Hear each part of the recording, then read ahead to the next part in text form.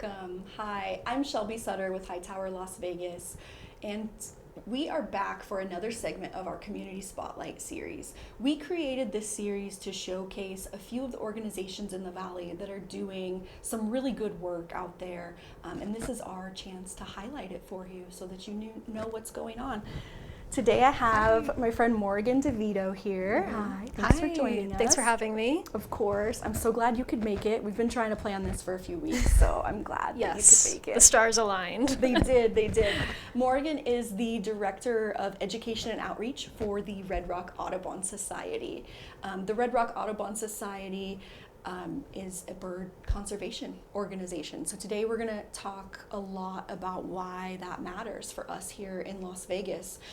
Before we kick it off, Morrigan, do you want to run us through like some basic things we need to know before we jump into our conversation? Yeah, definitely. I mean, you kind of covered our mission. We are a bird conservation organization dedicated to protecting birds and their habitats in the Las Vegas Valley. Surprisingly to most people, we have over 300 species of birds that are either year-round residents here or they're just migrating through. And even though a lot of people think there's no nature in Las Vegas, we're a city in the desert, I'm happy to say that there is a lot of biodiversity here. So we have several different habitat zones, from wetlands and desert scrub habitat in the Las Vegas Valley, all the way up to you get ponderosa pine forests in the Spring Mountains. So if you go to Mount Charleston in the summertime, you're in a totally different habitat zone. And yeah, because of that, we have a lot of different important bird areas here that are critical for migrating birds, breeding birds, and birds that stay here all year round. Thank you. Beautiful. You are so knowledgeable. Every time I talk to you about birds, it just shocks me. I love that you're like a walking encyclopedia. You have all the facts. So tell me how you got involved with Red Rock Audubon Society. Yeah. Was this something that really called to you? Yeah, I mean, I always loved nature as a kid, but I actually grew up in Las Vegas, and I thought that I had to go somewhere else to be in nature. So I was one of those people that thought we didn't have much here. There's a lot of us. Yeah, and so I always loved birds in general, but it actually was a bird called a snowy egret that I saw at the Wetlands Park back in 2021 that, just captured my attention and just made me so curious about what else we have here in Las Vegas. So I found the Red Rock Audubon Society just as a community member, and then I became an intern with them for a couple years, and then I was a volunteer, and now I started as the education director in January.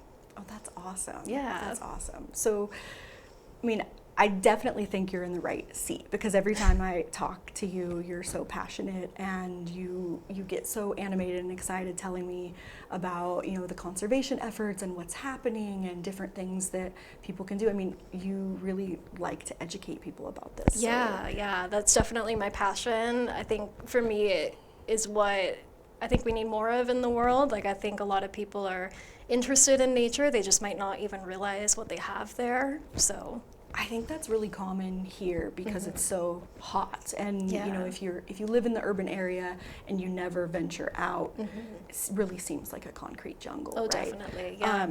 But tell me about. I know there's a few birds that are near and dear to your heart here that have a connection here to the valley. Tell me about one of those. Yeah, so I mean, one of the birds that we kind of prioritize outreach around is actually a shorebird called the lesser yellowlegs.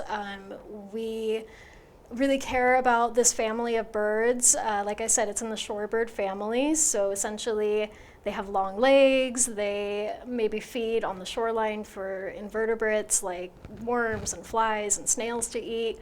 And the reason that as a chapter we really care about this family of birds, and then we kind of can use this bird as an ambassador, is because they are experiencing population declines in North America. This bird is actually considered a tipping point species by the Cornell Lab of Ornithology's most recent State of the Birds report. And so what that means in a nutshell is that it has actually lost about 50% of its population in the last 50 years, probably because of things like habitat loss and climate change.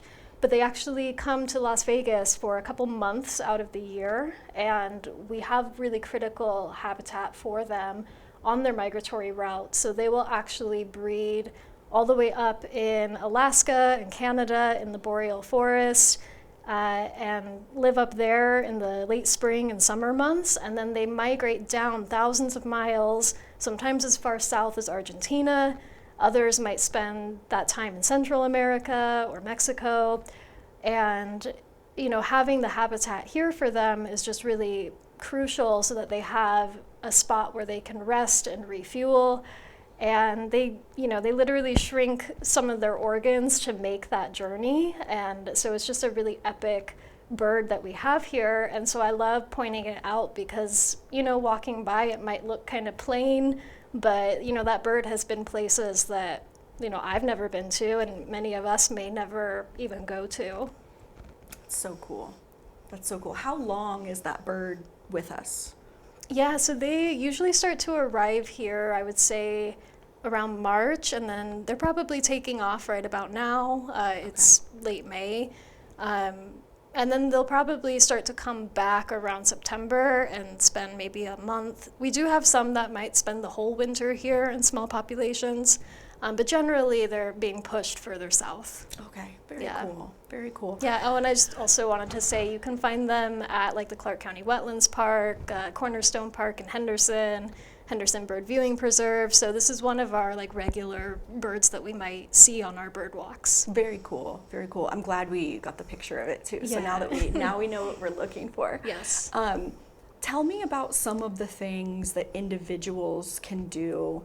So let's just say, okay, I'm an individual that cares about birds. I'm not in the Red Rock Audubon Society, but I want to help. I want to do my part. I want to be a good a steward of a good bird community. How would I do that? Yeah, so I'm so glad you asked. We actually have what we call our bird-friendly community arm of the organization where we teach people about this exact thing. So some really big kind of points that we have are we encourage people to plant native plants if they're able to. These are plants that, because they're from our local ecosystem, they are going to survive the drought. They provide a lot of food and shelter for our bird species. We also encourage people to keep their cats indoors. Surprisingly, cats are, you know, the #1 killer of birds, and they're actually not native to our ecosystem. So I love cats, but I love indoor cats the most. We also encourage people to put up window decals on highly reflective windows, because what happens is the bird might see the reflection in a window and they don't realize that the glass is there, so they hit the window. But just breaking up that reflective pattern with like a 2x2 sticker, you can do a lot of help. You can help them a lot. And another thing too is just not using pesticides, because when birds ingest insects that they might eat that have been laced with pesticides, that poison will affect them. It also just affects the plants that they're in, and so we really encourage people to not use those. Awesome. Tell me a little bit about why birds should be on the top of my priority list for conservation, for the ecosystem, and for my local community. Tell me why this should be very important to me. Yeah, so I mean, even if you never see, or you never go out birding, or you don't care to see birds, they are responsible for a healthy ecosystem that we have. So without birds, we might have more insects that we consider pests, like mosquitoes. So a lot of birds will eat insects, and they can keep those populations down. Birds are also sometimes pollinators, like hummingbirds especially can act as pollinators. They are also seed dispersers, so birds like goldfinches, sparrows, you know, they're eating seeds and plants, flying away, pooping the seeds out, and helping that plant reproduce in that way. So they're really kind of like the architects of an ecosystem. And so if you start taking out species, it all will start to unravel. I didn't realize that birds were such a bellwether. Yeah. So that's kind of cool. Mm-hmm. Tell me about some areas, maybe not even ours, but globally, where this is even a bigger deal. This is even more important. Mm-hmm. Yeah, I mean, like I was talking about with the lesser yellowlegs, you know, in North America, we have a handful of these tipping point species where, you know, they are experiencing really rapid population declines. We have a couple others here locally. One of them is the pinyon jay, which you could see in the pinyon juniper woodland, which is, if you were to drive from here in Las Vegas up to Mount Charleston, if you were to stop at the Spring Mountain Visitor Center gateway, that is the pinyon juniper woodland. Oh, okay. So habitat zone. Kind of high desert, but not quite. Yeah, it's kind of like the in-between zone before you get to like the capital M mountains, you know, with the tall trees and all of that. So yeah, the pinyon juniper woodland is really closely tied to the pinyon jay because the pinyon jay is the primary seed disperser for the pinyon pine. So they eat those seeds and they actually will cache them in different spots over the winter. And inevitably they will forget about some of them, and that's how the pinyon pine is able to spread and grow. So they are quite literally planting that woodland around them. And so, you know, if you were to take out the pinyon jay, which is something we're concerned about with their population declines, that'll affect the entire health of the forest. Wow. Yeah. Wow. I had no idea. I mean, you know, right? Because we've all gone to science class, and we've all studied the circle of life. And we've all studied ecosystems, and we know, but you don't really connect it that way, and like this thing that we know and love could be no more. Yeah, so we have so many local examples like that, and I think kind of lifting the veil, so to say, is really, really powerful for people because they realize that, you know, what they do at home can make a difference, you know.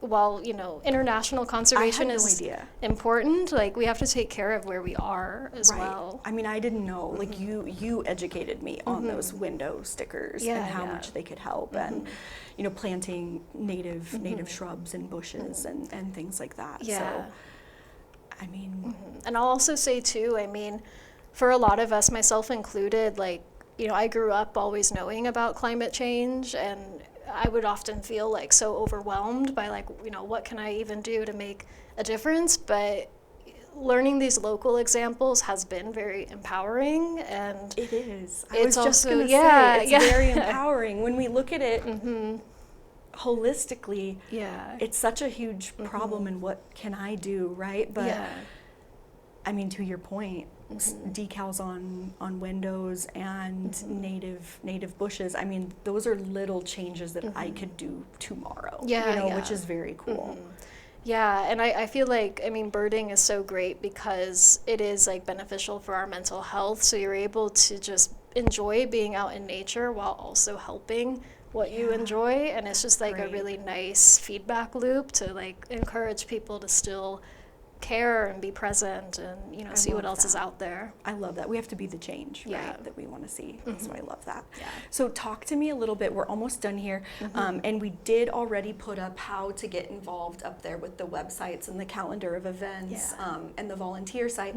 But talk to me more about what kind of things you have going on. Like if I go to the calendar events and I'm trying to sign up for something, to participate with you tomorrow, what am I going to find there? As a beginner, what's more friendly to my to my activity level? Yeah. So all of our events are very beginner friendly. We have bird walks every weekend, and we have a really amazing team of volunteers who lead those. And so really, I would just... And that's all volunteers? All volunteers, yeah. Okay, cool. Yeah, so I really would encourage people to just check out our calendar, attend our bird walks. They, like I said, are beginner friendly. This summer, we will also have some youth education programs. We call them our Junior Nature Ambassador Program. We do that at Floyd Lamb Park, as well as the Clark County Wetlands Park. So we'll have that. Our general bird walks are open to families, but yeah, I mean, we just try to get out there to different parks every weekend. We tend to prioritize places with water because that's where the birds are. And yeah, there's just a lot of really great learning opportunities on our calendar.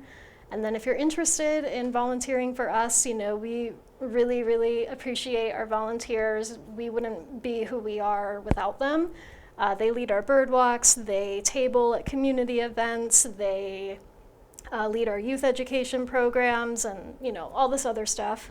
So if you're interested in volunteering, you can also check out our calendar. I have something up for the summer, and then we'll also have a volunteer program in the fall. And like I said earlier, very beginner friendly. You don't have to know your local birds. You will learn, and most importantly, you'll learn how to share your interest and your passion with other people. That's amazing. Yeah. I love listening to you talk about it because you're so passionate, and it comes through very naturally. Yes, it's nice. I definitely have become a bird nerd. They say birding finds you, and that was very much the case for me. Bird nerd. I yes. can't. Well, thank you for coming and chatting with me thank today. you. I'm so glad we were able to connect and make it work. Me too. Thank you. Of course. Thank you.